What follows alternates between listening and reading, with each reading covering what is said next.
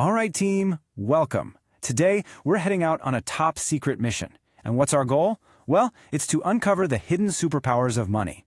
We're going to find out why some money is basically a superhero, and some of it, well, isn't. You ready? Let's get started. So, our mission kicks off with a really important question. Have you ever, stared at the coins in your piggy bank and thought, could this be a secret superhero? Well, guess what? Some of it totally is, and we're about to find out exactly why. Okay, first up on our mission, you've got a choice to make.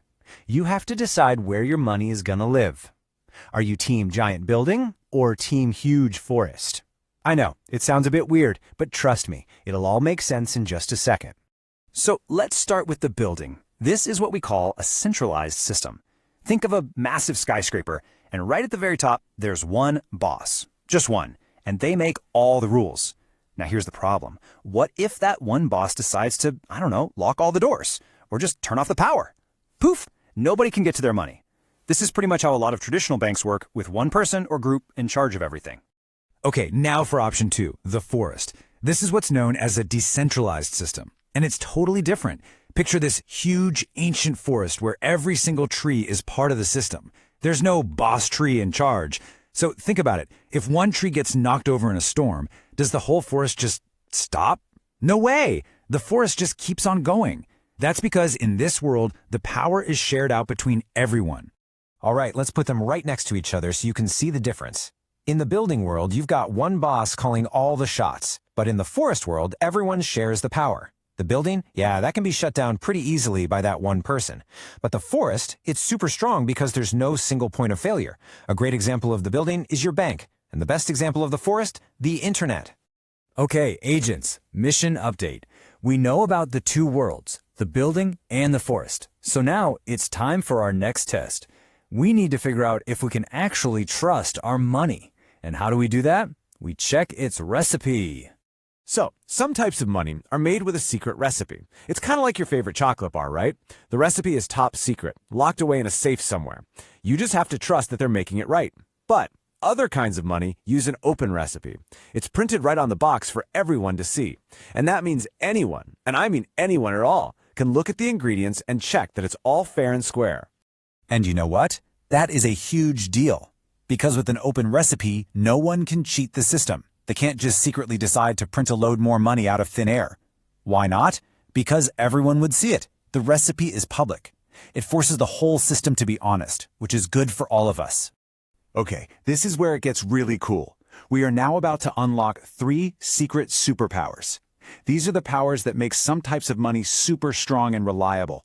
Way, way more powerful than, say, the pretend money you use in a game of Monopoly. Ready? Here we go. Superpower number 1. Uncensorable. That just means no one can stop you from using it. Superpower number 2, unconfiscatable. This makes it really, really hard for anyone to just take it from you. And superpower number 3, fungible. This means every single piece is the same as every other piece. Right, let's talk about that last one, fungible. It's a bit of a fancy, funny-sounding word, isn't it? But all it means is that every piece is the same. It's interchangeable. So think about a £1 coin. Is the pound coin in your pocket any different from the one in your friend's pocket? Nope, they're worth exactly the same. You can swap them and it makes no difference at all. That's what fungible means. So what about that other superpower, unconfiscatable? Well, imagine there's a sneaky villain out there, a kid catcher type, who wants to grab your money. If your savings are in the building world, like a bank, it's actually pretty easy for them to just take it. But if your money is in the forest world, it's protected by you and your own secret keys. And that makes it way, way harder for any baddie to get their hands on it. Okay, everyone, this is it, the final stage of our mission.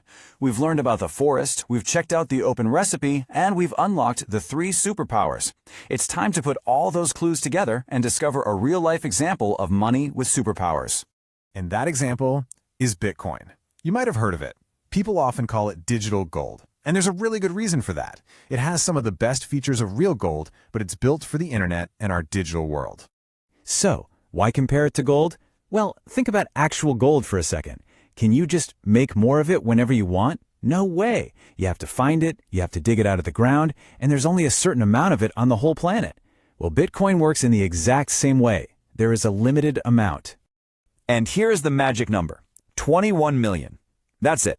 That is the total number of Bitcoin that will ever exist. Not 21 million and one, just 21 million. And that rule is baked right into its open recipe for the whole world to see. And guess what? It can't be changed. So what does that actually mean for you and your savings? Okay, imagine your savings are like a glass of your favorite juice. It's delicious and strong. Now, what happens if someone keeps pouring water into it? The juice gets weaker and weaker, right? It gets watered down. Well, when lots and lots of new money is printed, it does the exact same thing to the value of your savings. But because no one can ever make more than 21 million Bitcoin, no one can ever water down the juice. And that's not all. Bitcoin has some other really cool features. It's peer-to-peer. That just means you can send it straight to your friend, no bank needed in the middle. It's literally like swapping stickers in the playground. It also offers better privacy because you use a digital nickname, a bit like your gamer tag. And finally, because there's a limited supply, it's a fantastic store of value. It's a way to save up the value of your hard work for the future. And with that, mission complete. We did it. We've uncovered the huge difference between the building and the forest. We learned why you've got to check the recipe, and we've discovered the 3 secret superpowers of money. So that just leaves one final, massive question for you to think about. Now that you know all these secrets, what do you think the money of the future is going to look like?